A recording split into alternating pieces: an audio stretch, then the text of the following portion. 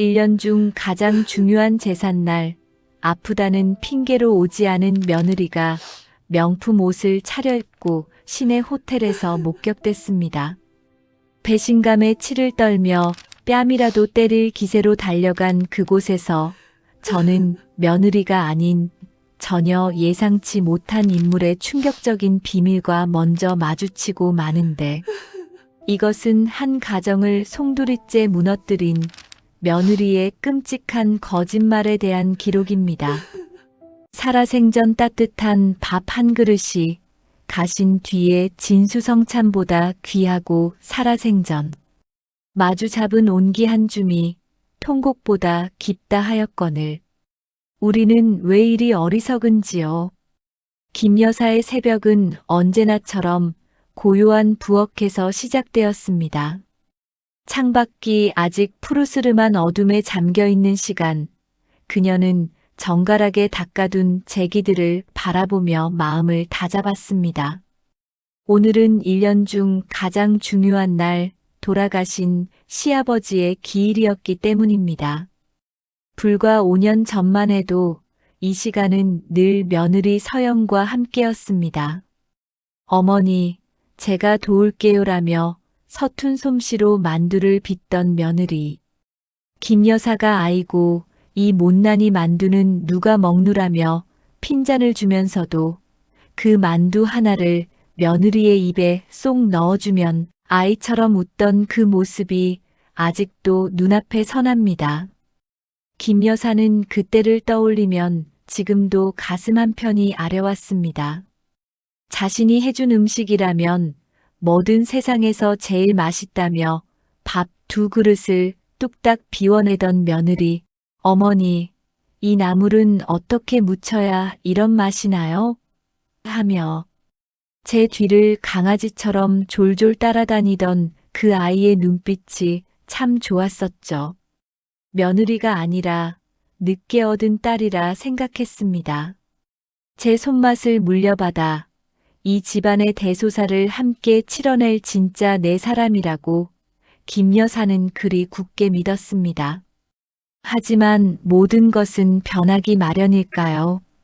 아들 내외의 살림이 좀 펴지고 서영이 다시 일을 시작하면서부터였습니다.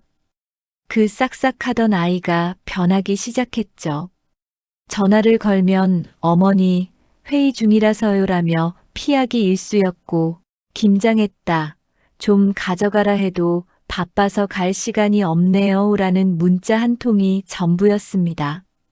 어쩌다 얼굴이라도 마주치면 제 눈을 똑바로 보지도 못하고 도망치듯 사라지곤 했습니다. 사람 마음이 참 간사합디다. 처음에는 걱정이 앞섰지만 시간이 흐를수록 서운함이 그 자리를 대신했습니다. 이제 대기업 사모님 다 됐구나. 이 늙은 시어미는 눈에 보이지도 않는 게지. 그런 못된 생각들이 김 여사의 마음속에 독버섯처럼 피어났습니다. 며느리 안색이 하루가 다르게 흑빛으로 변해가는 것은 보지도 못하고, 그녀는 오직 자신이 못 받은 대접만 곱씹으며 속을 끓였습니다. 그리고 마침내 결전의 날이 밝았습니다. 오늘은 돌아가신 시아버지의 제삿날이자 아들의 승진이 걸려있다고 믿는 아주 중요한 날이었죠. 김 여사는 일주일 전부터 며느리에게 신신당부를 해두었습니다. 이번 제사에는 무조건 내가 와서 음식을 해야 한다. 내 정성이 들어가야 조상님도 우리 아들 앞길을 열어주실 게다.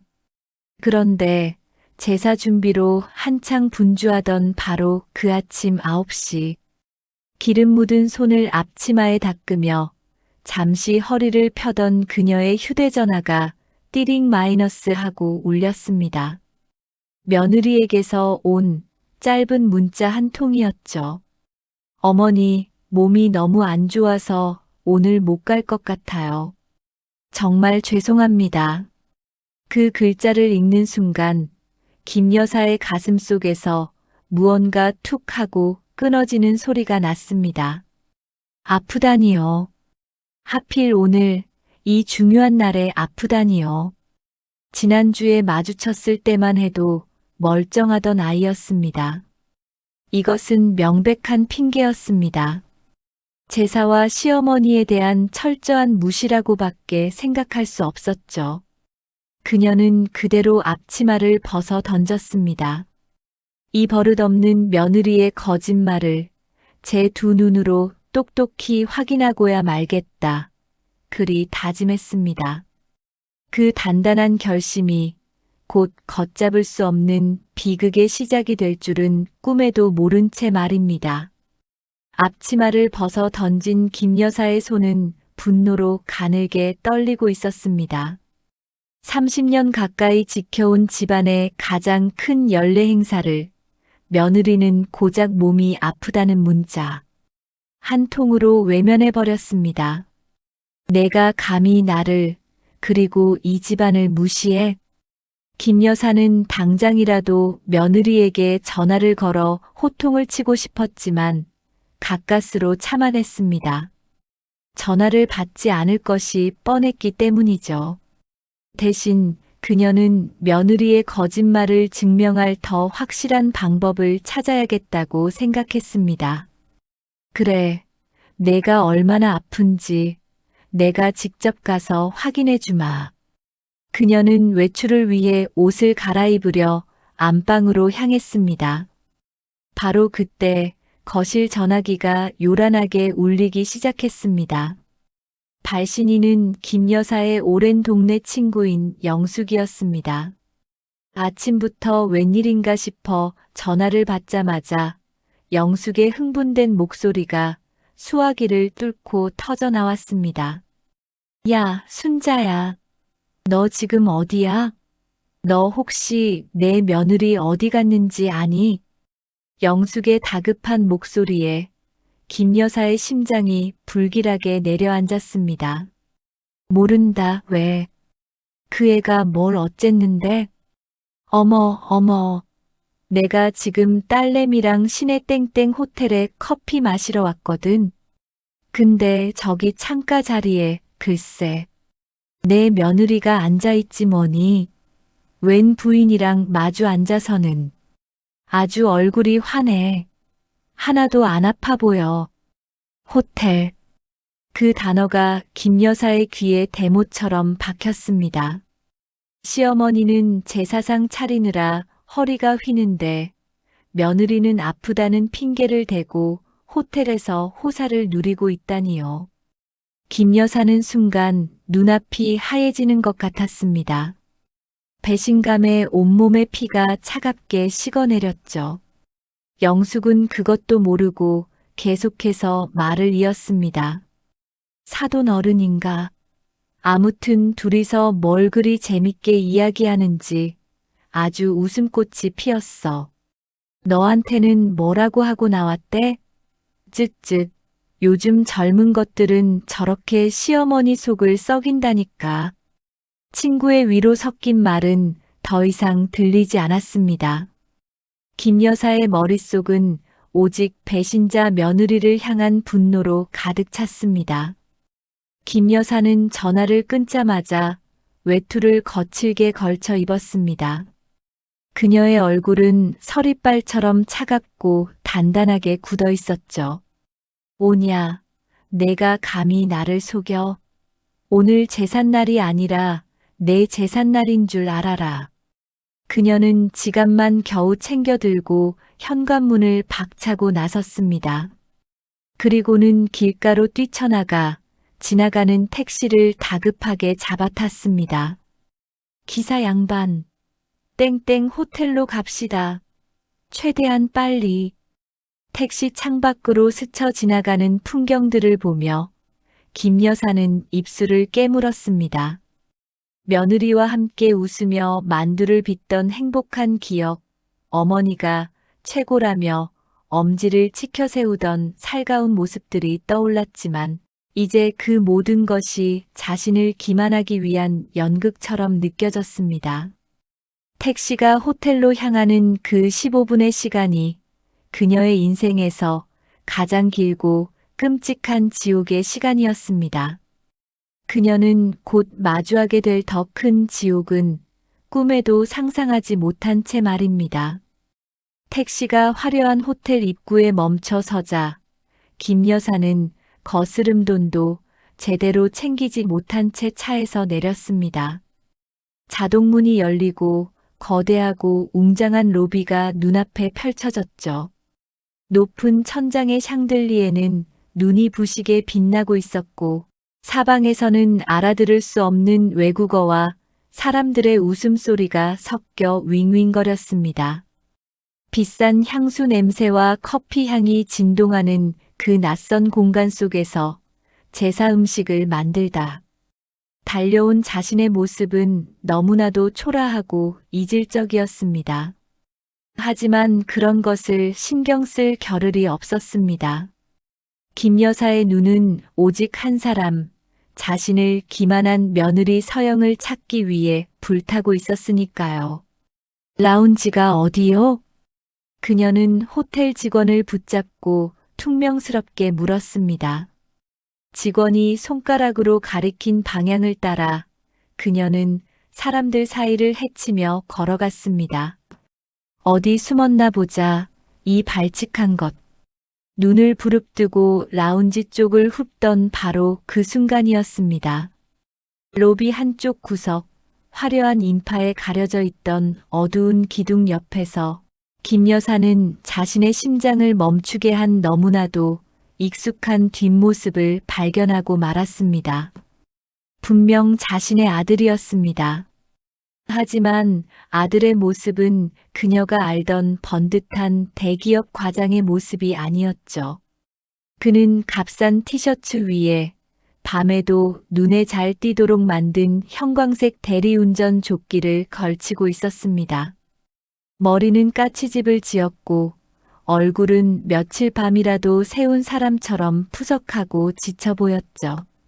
마침 술에 취한 듯 보이는 한 남자가 그에게 다가와 마치 하인 부리듯 거만하게 차키를 던졌습니다. 아들은 허리를 90도로 굽신거리며 그 차키를 공손히 받아들고는 네, 손님. 안전하게 모시겠습니다. 라며 비굴하기까지 한 미소를 지었습니다. 그리고는 손님의 무거운 가방까지 대신 들어주며 주차장 쪽으로 총총 걸음으로 달려나갔습니다. 김 여사는 그 모든 광경을 거대한 대리석 기둥 뒤에 숨어 입을 틀어막은 채 지켜보았습니다. 눈앞에서 벌어지는 일을 도저히 믿을 수가 없었습니다. 이번 제사에 꼭 정성을 들여야 승진할 수 있다던, 그래서 자신에게 그토록 제사를 강요했던 아들이었습니다. 그런 금쪽 같은 내 아들이 어째서 대낮부터 남의 차나 몰아주는 대리운전 기사 노릇을 하고 있단 말입니까? 머릿속이 하얘지고 다리에 힘이 풀려 그 자리에 주저앉을 것만 같았습니다. 며느리를 잡으러 왔다가 아들의 처참한 현실과 먼저 마주하게 된 것입니다. 가슴속을 가득 채웠던 며느리에 대한 분노는 온데간데 없이 사라지고 그 자리에는 아들에 대한 연민과 무언가 잘못되어 가고 있다는 거대한 불안감만이 검은 연기처럼 피어올랐습니다. 서영이는 알고 있었을까? 지 서방이 저러고 다니는 것을. 김 여사는 너덜너덜해진 심장을 부여잡고 홀린 듯 며느리가 있다는 라운지를 향해 다시 발걸음을 옮겼습니다. 이제 이 모든 일의 진실을 확인해야만 했습니다. 아들의 충격적인 모습을 뒤로한 채 김 여사는 마치 유령처럼 힘없는 걸음으로 호텔 라운지로 향했습니다. 유리창 너머 창가 자리에 앉아있는 며느리 서영의 모습이 보였습니다. 친구의 말과는 달리 서영의 얼굴에는 웃음기라고는 찾아볼 수 없었습니다. 오히려 핏기 하나 없이 하얗게 질려 있었고 멍하니 창밖만 바라보는 눈은 깊게 패어 그늘이 져 있었죠. 그녀 앞에는 값비싼 스테이크 대신 물 한 잔만 덩그러니 놓여 있었습니다. 마주 앉은 사부인 역시 딸의 안색을 살피며 걱정스러운 표정을 짓고 있었습니다. 하지만 이미 아들의 초라한 모습에 이성을 잃은 김 여사의 눈에는 그 모든 것이 자신을 속이기 위한 가증스러운 연기로만 보였습니다. 김 여사는 심호흡 한 번 하고 라운지 안으로 성큼성큼 걸어 들어갔습니다. 그녀는 곧장 두 사람이 앉아있는 테이블로 다가가 테이블을 손으로 쾅 하고 내리쳤습니다. 요란한 소리에 라운지 안의 모든 사람들이 깜짝 놀라 그들을 쳐다보았죠. 어머니. 서영은 눈앞에 나타난 시어머니의 모습에 귀신이라도 본 듯 경악하며 자리에서 벌떡 일어났습니다. 김 여사는 그런 며느리를 향해 분노와 배신감으로 이글거리는 눈빛을 쏘아붙였습니다. 평소 같았으면 내 인연이라며 온갖 욕설을 퍼부었겠지만 이상하게 목소리가 나오지 않았습니다. 아들의 충격적인 모습 때문이었을까요? 그녀는 그저 갈라진 목소리로 한마디 내뱉을 뿐이었습니다. 너, 여기서 지금 뭐 하는 게냐? 그때였습니다. 김 여사는 끓어오르는 분노를 참지 못하고 며느리의 멱살이라도 잡을 기세로 그녀에게 손을 뻗었습니다. 어머니, 안 돼요. 서영이 겁에 질려 뒤로 물러서는 순간 김 여사의 손은 며느리 대신 테이블 위에 놓여있던 서영의 낡은 핸드백을 거칠게 쳐버리고 말았습니다. 와르르. 가방이 바닥으로 떨어지며 그 안에 있던 모든 내용물들이 차가운 대리석, 바닥 위로 어지럽게 쏟아져 내렸습니다. 그런데 이상했습니다. 쏟아져 나온 것들은 흔한 화장품이나 지갑 같은 것들이 아니었습니다. 그곳에는 크고 작은 수십 개의 하얀 약봉지들과 여러 병의 처방약, 그리고 대학병원 이름이 찍힌 서류 봉투들이 가득했습니다. 마치 약국을 통째로 옮겨놓은 듯한 광경이었죠. 김 여사는 순간 자신의 행동을 멈추고 바닥에 흩어진 약봉지들을 멍하니 내려다보았습니다. 이게 다 무엇인가? 그녀의 눈이 그 수많은 약봉지들 사이에서 유독 눈에 띄는 서류 봉투 하나에 꽂혔습니다. 봉투 밖으로 살짝 삐져나온 서류의 위쪽에는 그녀가 태어나서 처음 보는 그러나 너무나도 불길한 병의 이름이 적혀 있었습니다. 그 글자를 읽는 순간 김 여사의 머릿속 모든 생각들이 정지해버렸습니다. 주변의 소음도 며느리를 향한 분노도 모두 사라지고 오직 그 끔찍한 단어만이 그녀의 눈앞에서 아른거리고 있었습니다. 두 번째 거대한 충격이 그녀의 남은 심장을 사정없이 내리치고 있었습니다. 김 여사는 홀린 듯 허리를 숙여 바닥에 떨어진 서류 봉투를 집어들었습니다. 손끝으로 전해져 오는 종이의 차가운 감촉이 그녀의 심장을 더욱 서늘하게 만들었죠. 그녀의 눈은 오직 한 곳, 봉투 밖으로 삐져나온 서류의 제목에 고정되어 있었습니다. 진단서 만성 신부전증 사기. 향후 신장 이식 수술이 필요할 수 있음. 만성 신부전증 사기. 그것이 무슨 병인지는 정확히 몰랐지만 사기라는 단어와 신장 이식이라는 글자가 주는 무게감은 칠순 노인의 가슴을 무너뜨리기에 충분했습니다. 김 여사는 떨리는 손으로 서류를 완전히 꺼내들었습니다. 환자 이름란에는 너무나도 선명하게 박서영이라는 며느리의 이름이 적혀 있었습니다. 김 여사는 고개를 들어 핏기 하나 없이 하얗게 질린 며느리의 얼굴을 바라보았습니다. 그리고 다시 아까 로비에서 보았던 대리운전 조끼를 입은 아들의 초라한 뒷모습을 떠올렸습니다. 그 순간 흩어져 있던 모든 퍼즐 조각들이 가장 끔찍하고 비극적인 그림으로 완성되었습니다. 아들의 실직, 그리고 며느리의 중병. 이 젊은 부부가 시어머니인 자신에게 걱정을 끼치지 않기 위해 이 모든 고통과 비밀을 끌어안고 필사적으로 버텨왔다는 것을. 제삿날 아침 몸이 안 좋다던 며느리의 문자는 핑계가 아니었습니다. 진짜였습니다.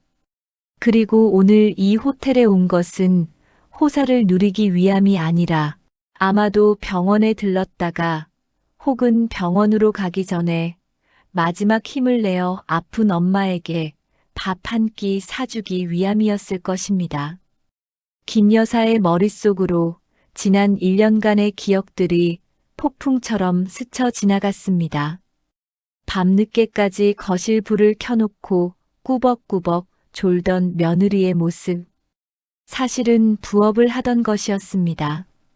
음식을 해도 예전처럼 맛있게 먹지 못하고 물만 자꾸 들이켜던 며느리의 모습. 병의 증상이었습니다. 전화할 때마다 어머니, 저 바빠서요라며 피곤에 지친 목소리로 전화를 끊던 모습. 그녀는 정말 바쁘고 아팠던 것입니다. 그 모든 것이 며느리가 변심했다는 증거가 아니라 그녀가 홀로 죽음의 문턱에서 사투를 벌이고 있었다는 처절한 증거였습니다. 그때 옆에 앉아있던 사부인이 눈물을 훔치며 떨리는 목소리로 말했습니다. 사돈, 우리 서영이 오늘이 마지막 항암 치료 날이었소. 지서방 고생하는 거 아는데 자기 병원비까지 짐이 될 수 없다며 치료를 포기하겠다는 걸 내가 밥이라도 한 끼 더 먹여서 병원에 보내려고 억지로 끌고 나온 거요. 제사 못 가서 죄송하다고 당신께는 천번 만번 죄인이라고 어젯밤 내내 내 손을 잡고 울었소, 사돈. 사부인의 그 말은 김 여사의 남은 이성을 완전히 무너뜨렸습니다. 그것도 모르고 나는 이 미련한 시어미는 제사상 엎어질까봐, 내 체면 깎일까봐 뺨이라도 때리려고 여기까지 달려왔으니 자신이 얼마나 어리석고 잔인한 시어머니였는지 뼈저리게 깨닫는 순간이었습니다. 그녀는 손에 든 진단서를 부여잡고 그 자리에 주저앉고 말았습니다. 자신이 며느리에게 던지려 했던 그 모진 손이 이제는 자신의 가슴을 수천 번 내리치는 것만 같았습니다. 진단서를 손에 쥔 채 바닥에 주저앉은 김 여사. 그녀는 더 이상 며느리를 향해 소리 지를 수도 화를 낼 수도 없었습니다. 그녀가 막 뺨이라도 때릴 듯이 치켜들었던 그 손이 이제는 부끄러움과 미안함에 갈 곳을 잃고 허공에서 파르르 떨리고 있었죠. 화장실에서 나온 며느리 서영은 진단서를 들고 오열하는 시어머니와 그 앞에 망연자실 서 있는 자신의 친정 엄마를 보고는 모든 것이 끝났음을 직감했습니다. 그녀는 비틀거리며 시어머니 앞에 다가와 힘없이 무릎을 꿇었습니다. 어머니, 죄송해요. 속이려던 건 아니었어요. 정말이에요. 서영의 눈에서는 그동안 억지로 참아왔던 눈물이 봇물 터지듯 쏟아져 내렸습니다. 김 여사는 그런 며느리의 헬쑥한 얼굴을 처음으로 제대로 마주 보았습니다. 짙은 다크서클, 푸석한 피부, 생기 없이 마른 입술. 자신이 변했다고 생각했던 며느리는 사실 죽음의 그림자와 홀로 싸우며 쓰러져 가고 있었던 것입니다. 김 여사는 치켜들었던 자신의 손으로 며느리의 뺨을 때리는 대신 그녀의 차가운 뺨을 부드럽게 감쌌습니다. 이 미련한 거사, 이 독하고 미련한 거사, 김 여사의 목소리는 통곡으로 갈라져 나왔습니다. 왜 말을 안 했어?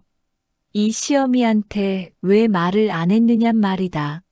제사가 다 뭐고 조상님이 다 뭐라고. 내가 지금 죽게 생겼는데 그깟 밥 한 그릇이 뭐라고 이 지경이 되도록 혼자 알았어. 그녀는 며느리를 자신의 품으로 부서질 듯 끌어안았습니다. 그리고는 며느리의 등을 세게 두드리며 어린아이처럼 목 놓아 울기 시작했죠. 내가 죄인이다. 내가 이 집안의 원수다. 자식들 죽어가는 줄도 모르고 제사상에 올릴 생선 대가리 크기나 따지고 있었으니 내가 어미냐? 내가 사람이야.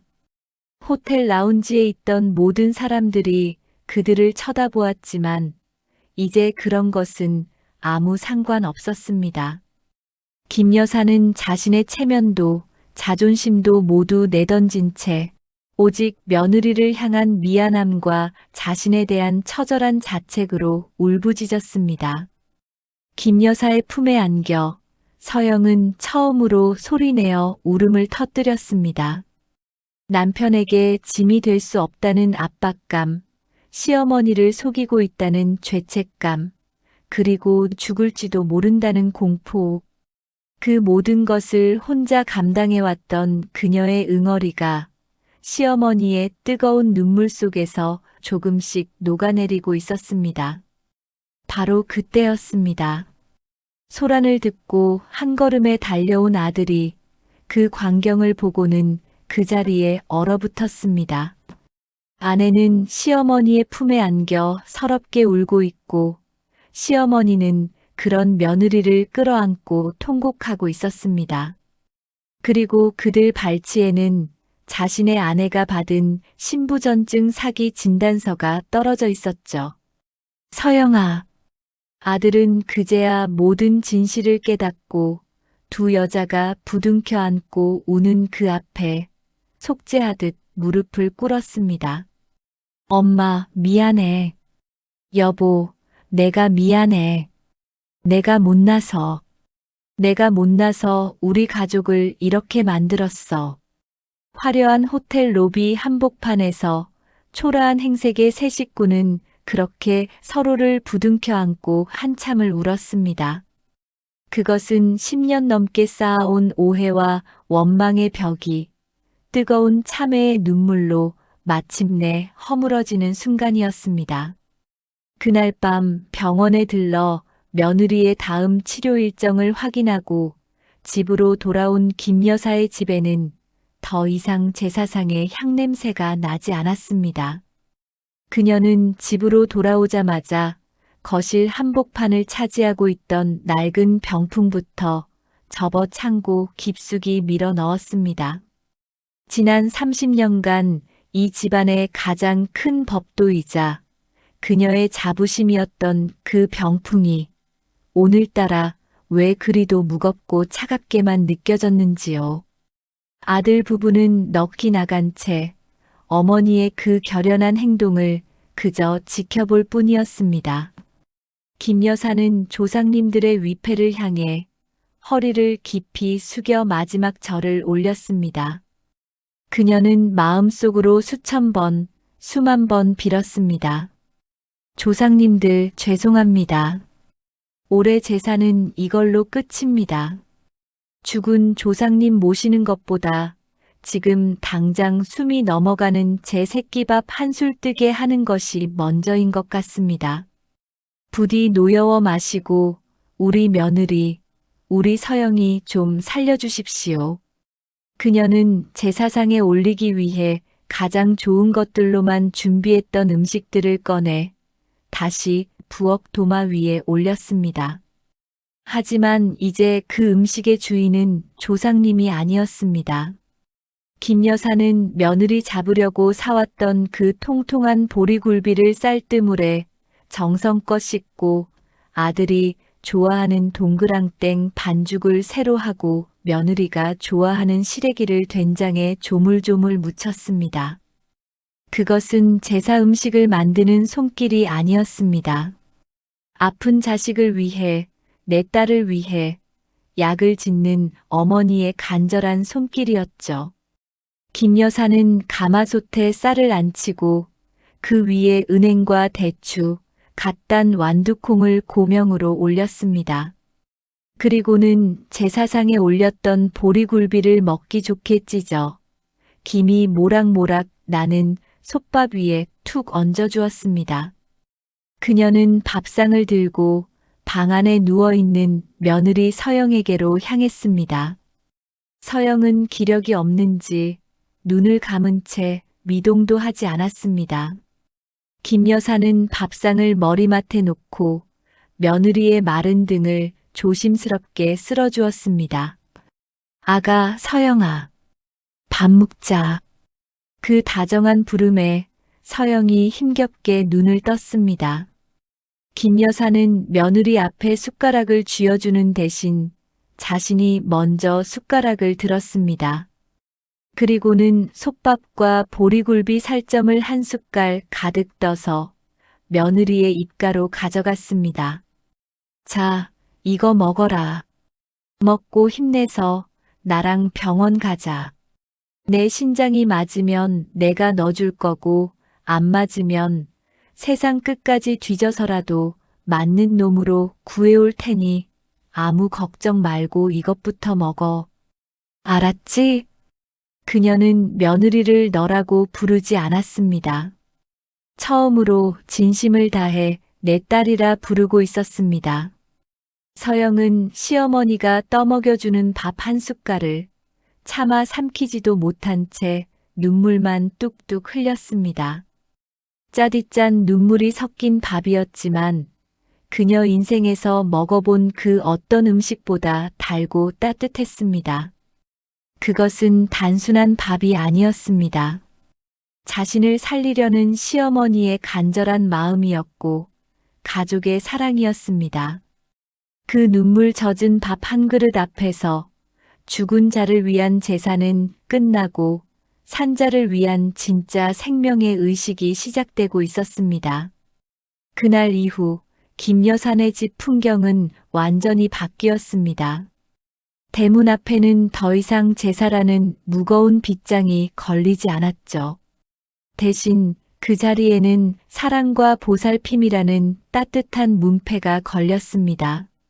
며느리 서영은 시어머니의 극진한 간호 속에서 본격적인 치료를 시작했습니다. 다행히 병세가 아주 늦은 단계는 아니어서 꾸준히 치료받으면 희망이 있다는 것이 의사의 소견이었습니다. 아들은 대리운전을 그만두고 자신의 전공을 살릴 수 있는 작은 회사에 재취업하여 밤낮으로 열심히 일했습니다. 그는 퇴근길에 아내가 좋아하는 작은 들꽃을 한 송이씩 꺾어오거나 어머니가 드실 만한 영양 간식을 사들고 오는 작지만 진심 어린 가장이 되어가고 있었습니다. 사부인도 일주일에 두세 번씩 이 집에 들렀습니다. 치매 증세는 여전했지만 김 여사는 더 이상 사부인을 불편해하지 않았습니다.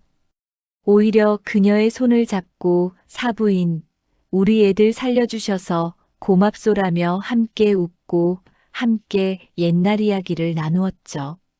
치매 걸린 사부인과 그런 사부인을 살뜰히 챙기는 사돈, 그리고 그들을 지켜보는 아픈 딸과 듬직해진 아재. 네 사람은 비록 완벽하지는 않았지만 서로의 아픔을 보듬어주는 진짜 가족의 모습을 만들어가고 있었습니다. 몇 달이 지나 며느리 서영의 얼굴에는 조금씩 혈색이 돌아오기 시작했습니다. 어느 맑은 주말 오후 온 가족은 함께 집 근처 공원으로 산책을 나섰습니다. 김 여사는 휠체어에 앉은 사부인을 밀고 아들은 그런 어머니의 어깨를 주물러주며 며느리 서영은 그들 곁에서 조용히 미소 짓고 있었죠. 김 여사는 가끔씩 옛날 일을 떠올리며 자신을 찾아오는 친구들에게 이렇게 말하곤 했습니다. 내가 60 넘어 철이 들었지 뭐야. 제사는 죽은 조상님 좋으라고 하는 건 줄 알았는데 알고 보니 산 사람들끼리 서로 잘났다고 싸우라고 있는 거였어. 진짜 공덕은 제사상에 올리는 비싼 과일이 아니라 내 옆에 있는 아픈 식구 입에 넣어주는 죽 한 그릇에 있는 거였는데 말이야. 그녀는 이제 더 이상 제사를 지내지 않았습니다. 대신 시아버지의 기일이 되면 온 가족이 모여 시아버지가 생전에 좋아하셨던 음식들을 만들어 함께 나누어 먹었죠. 그리고는 다 함께 시아버지의 산소를 찾아 아버지, 저희 이렇게 잘 살고 있어요. 그러니 하늘에서도 걱정 마세요라며 인사를 드렸습니다. 그것이 김 여사가 찾은 새로운 가족의 정의이자 진정한 제사의 의미였습니다. 마지막으로 지는 노을을 배경으로 한 가족이 공원 벤치에 나란히 앉아 있습니다. 김 여사는 며느리의 손을, 아들은 어머니의 어깨를, 며느리는 남편의 손을 서로가 서로에게 다정하게 기대어 있습니다. 그들의 얼굴에는 시련을 함께 이겨낸 자들만이 가질 수 있는 깊고 평온한 미소가 번지고 있습니다. 인생은 결국 밥 한 끼의 정으로 서로의 온기를 나누며 살아가는 것이라는 것을 그들은 온몸으로 배우고 있었습니다. 죽은 조상을 위한 제사상 대신 아픈 며느리를 위해 차려진 뜨거운 밥상. 이 가족은 과연 시련을 이겨내고 다시 웃을 수 있을까요? 가족의 진짜 의미를 되새기게 하는 이들의 눈물겨운 이야기가 궁금하시다면 구독과 좋아요로 응원해 주십시오.